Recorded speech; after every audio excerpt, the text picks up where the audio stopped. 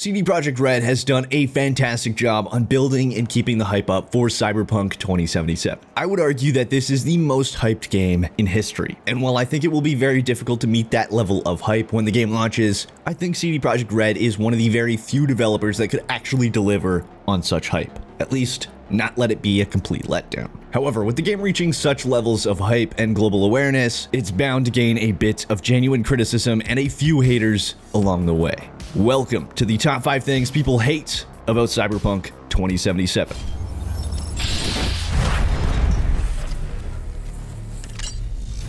Number 1. No third person. If you haven't seen people criticizing the fact that Cyberpunk 2077 is first person only and there will be no third person, you've probably been hiding under a rock, or you have just done a very good job of avoiding all negativity around this game. From my personal experience, this is one of the most common and consistent criticisms of the game. People have offered up a number of reasons why they think this game needs a third person, and a lot of people saying that they will not buy the game because it doesn't have third person. Some of these reasons are very valid, some not so much. So let's go ahead and explain why it's not in the game to begin with. More specifically, here is what senior level designer Miles Tost had to say on why third person wouldn't work in the game. This is exactly why we have the whole first person thing in there, right? For us as a studio of storytellers, it's almost like a natural evolution of how we make an immersive narrative, or how we get you to be immersed within the story. In Witcher 3, you were looking over Geralt's shoulder and being an observer of his actions. In Cyberpunk, you naturally slip into the role. We're building our gameplay systems around this, so it wouldn't really work without the first person either.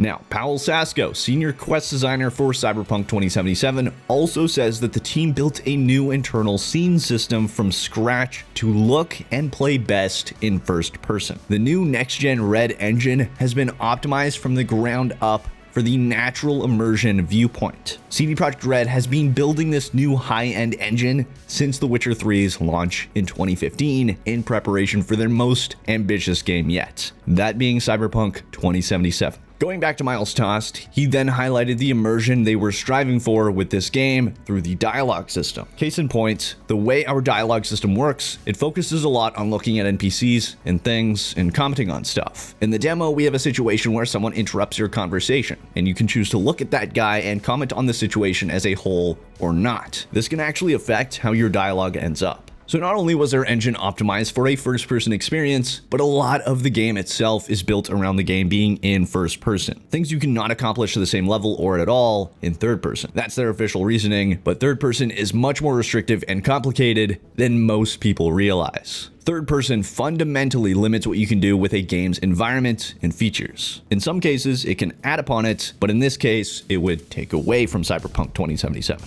A third person camera would just not functionally work well in Cyberpunk 2077 due to the compact environment and density of objects and NPCs. You'll often notice a huge difference in game worlds when they're developed with only first person in mind and those with only third person in mind. Third person games are often wide open environments with not much that will get in the way of the third person camera. First-person games are often more closed in with more going on. That isn't a blanket rule, but is very common. Third person just would not work well in Cyberpunk 2077, and that's even excluding all the mechanics built around the first person. It would just reflect badly on the game itself. It would inevitably result in people that don't understand the limitations of a third-person camera criticizing the game for it having a bad third-person camera. So that's why it's not in the game. Let's talk about the most common argument for a third person to be added that I've seen in my own comments. What's the point of character customization if you can't see your character? And to that, I have a lot to say. First off, would you rather there be no character customization? It's like giving your character a name in an RPG. You usually never see your name used in the game itself, but it's just nice knowing that your name was created by you.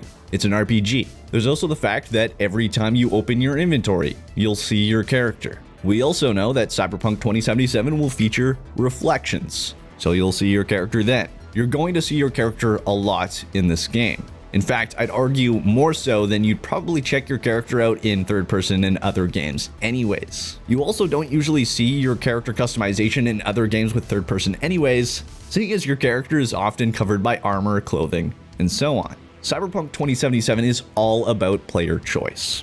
Heck, you get to choose how the game starts. So it'd be kind of odd if they didn't offer you the choice of how your character looks. I will say there are some valid arguments for third person being added, such as people getting nauseous in first person games. However, that is typically due to zoomed in FOV and plenty of other variables such as screen size and distance from the screen. An FOV slider resolves that issue, which has already been confirmed as an accessibility option in Cyberpunk 2077. Believe me, I wish a third-person edition was possible to appease everyone. I'm not saying you're in the wrong for wanting it, but just take into account that this entire game is designed around first person, and this is what their vision is for the game. There's a lot in this game that wouldn't be possible in third person. Number 2, delays. When I was initially working on this video, this was going to be the last point made, as there had only been one delay. That being the delay from April 16th to September 17th, which was an insane 5-month delay. We would have already been playing the game by now to put it in perspective. But as I'm sure you are aware, Cyberpunk 2077 has now been delayed for the second time,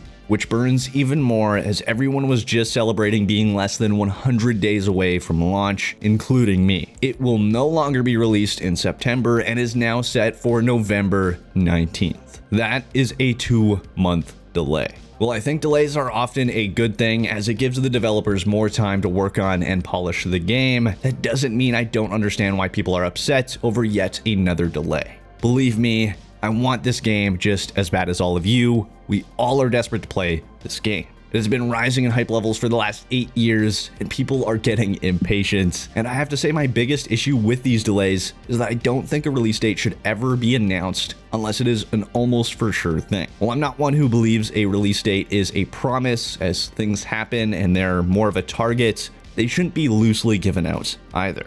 Then we have the drama that revolves around this most recent delay, which was people theorizing that it was only done for next gen. Well, I think that is definitely a motivating factor. It's definitely not the full story. A game delay isn't something taken lightly, as delaying a game has consequences. It affects not only your consumer trust, but investor trust, and it further delays your game sales. It has trade-offs. Well, it benefits CD Projekt Red in many ways, as they will not only get more game sales at launch by releasing closer to the holiday season and around next-gen consoles, they will also have more time to polish the game further, which will result in better reviews and even more game sales. But I don't think them wanting their game to do well sales-wise and reception-wise is a bad thing. It's 2 extra months, which, whether this delay was to just release closer to next-gen or not, will result in a more polished launch experience. That's 2 extra months that the developers have to resolve issues, especially due to the fact that a lot of press are playing the game right now and are probably going to find a lot more issues with the game. It will give CD Projekt Red the time to take that criticism into account and change some minor things before launch. That is something I don't think a lot of people take into account. So now CD Projekt Red have given them, instead of 2 months to react to the criticism that they'll receive from press,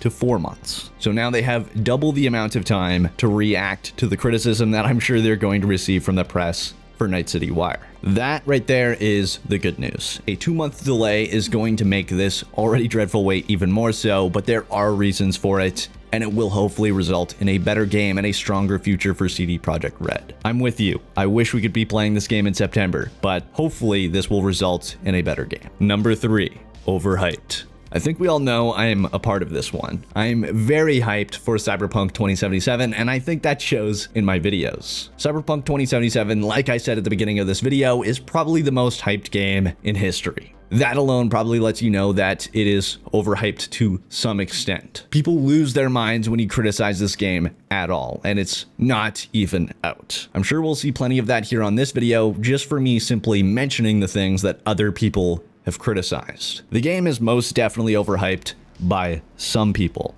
I think this game will be a masterpiece overall, but I don't think it will be perfect in every way like some people are expecting. That's the difference. I just think people are too aggressive over their excitement for this game, and it will result in a lot of people getting burned at launch. To explain what I mean, the game could be the best game ever released, and there will no doubt still be people that don't have their hype levels met. That's what makes it overhyped. I've been burned out in the past by being overhyped for a game, that being Fallout 4. Trust me, it doesn't feel good. I still enjoyed Fallout 4, but I wasn't able to enjoy it as much as I could have, as it just didn't meet all of my expectations. In all honesty, I think the people claiming this game is overhyped are just tempering expectations from being burned like that in the past, which I suggest you do if you are someone who gets crushed when a game doesn't meet your your hype levels. However, here's where I see the difference with a game like Cyberpunk 2077 when compared to a game like Fallout 4. Cyberpunk 2077 has shown more gameplay than typical for a game so far ahead of launch, and have been very open about the game. A lot of people criticize them for not showing much, but they have actually shown a lot based on how far the game was from launching. You don't often see a game 2 years from launch getting a 48-minute gameplay demo. From what I've seen with my own 2 eyes in Cyberpunk 2077, which is a lot, it has everything I like in games. Open world, RPG, player freedom, immersion, first-person shooter, impactful dialogue options, futuristic but wastelandish world. I know based on what I like in games and things in general that I will enjoy Cyberpunk 2077, even if it isn't the best game ever made. But that isn't the case for everyone. Cyberpunk 2077 is most definitely overhyped by some, but I think this game deserves hype. I also think, like I mentioned at the beginning of this video, that CD Projekt Red is one of the very few developers capable of delivering on it. Again, that's just my opinion. It is always the best idea to have lowered expectations, as it's better to be surprised than disappointed. I'm hyped because I've already seen what I need to see to know I'll love this game. Number 4. No multiplayer. I see this criticism a lot across my channel, more so than you probably expect. And it just makes me chuckle, to be honest. This is one of the things that people criticize that I don't have respect over, as it just makes me think of the current state of Bethesda and trying to shoehorn multiplayer in to every single one of their games. Cyberpunk 2077 has always been focused on single player. It is a massive single player open world RPG game developed by a studio that makes single player open world RPGs. So why people are genuinely mad over the game not including a form of multiplayer is beyond me. If you don't like single player games, this game wasn't made for you. It's a game made for people that prefer single player games. And for those of you that want a multiplayer, CD Projekt Red is making a standalone Cyberpunk multiplayer game to appease the people that prefer multiplayer games. And I'm assuming mainly because they have a concept for what they want to do with a multiplayer in the Cyberpunk universe. The good news is that the multiplayer game is being developed separately to not take away from Cyberpunk 2077 itself. That's the way it should be. It is a full-blown multiplayer experience that isn't even expected to release in 2021. It's expected in 2022 or later. I do not want multiplayer to be shoehorned into every game. That will inevitably take away from the game itself just to say, hey, we have multiplayer. It usually isn't a multiplayer worthwhile when done that way anyways. If you want a multiplayer Cyberpunk, it's coming. But that is not something to criticize Cyberpunk 2077 over. If you don't want to play a single player open world RPG, this game wasn't made for you to begin with. And again, that's fine. People have different preferences when it comes to games. Some people prefer single player, some people prefer multiplayer. Some people prefer sci-fi, some people prefer fantasy. We've seen what shoehorning multiplayers into games looks like, and it's not good. So I love the route that CD Projekt Red went with their game. Number 5, SJW agenda. This is something I can understand, as I don't like when things are shoved down my throat. It's not even always the fact that I have a problem with what they're trying to shove down my throat, but the fact that they're trying to shove it down my throat. But I just want to say, from everything I have seen, this game is clearly not that. People's reasoning behind claiming the game is pushing an SJW agenda is mainly due to the removal of choosing male or female labels during character customization, which, by the way, you still choose between a male or female body as a base. And then there's also the people pointing out the customization of one's parts. But Cyberpunk is set in a world where people change and modify every part of themselves through cybernetics and juice, whether it's for appearance or for another purpose. If anything, this makes more logical sense. It's a role-playing game where you're supposed to be who you want and do what you want. I don't understand the argument when this makes more sense for the world that it's based in. Do you really think that in a cyberpunk world where people modify every part of their body, that one part of the body is going to be off limits? We're talking about a world where you can have massive blades concealed in your arms, gorilla arms give you the strength of a superhuman, cybernetic legs that let you boost jump,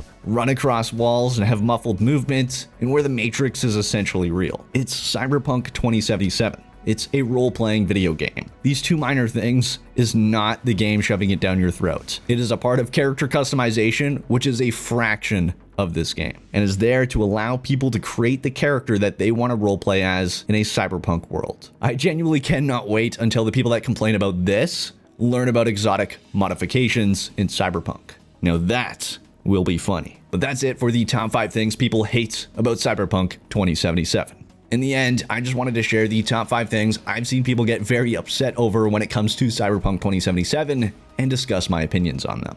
I'm someone who is genuinely excited for this game, but knows it won't be perfect in every way. While I can see the reasoning that some of this criticism exists, that doesn't mean I'm going to fully agree with the basis of it. What I do want to say, if someone is calmly stating they don't like something about the game, don't flip out on them. It's just them tempering their expectations. If someone is sharing their excitement for the game, there is no need to tear them down. If the game is for you, it's for you. If it's not, it's not. And before this video ends, I just want to quickly address the purpose of this video. Well, it was initially thought up to shine light on the criticism the game is receiving and to just give my opinion on it. This video is now going to serve a very specific purpose for the game and my channel. That is to be a reference point for after the game launches to see if these are still people's biggest issues with the game and how things actually turn out when we finally get our hands on the game. Will it be as bad as some of these people are expecting? Were the delays worth it? Does this game actually shove an SJW agenda down your throat? Was this game overhyped? Does third person not being in the game affect you not seeing your character often? We'll just have to wait and see until the game launches. But that's it for this video. I hope you all enjoyed. If you did, please smack that like button down below, subscribe, join the good fight if you haven't already, and ring that bell icon to stay updated in all of my future videos. It'd be super greatly appreciated as always. And until next time, this is Epoxy signing off.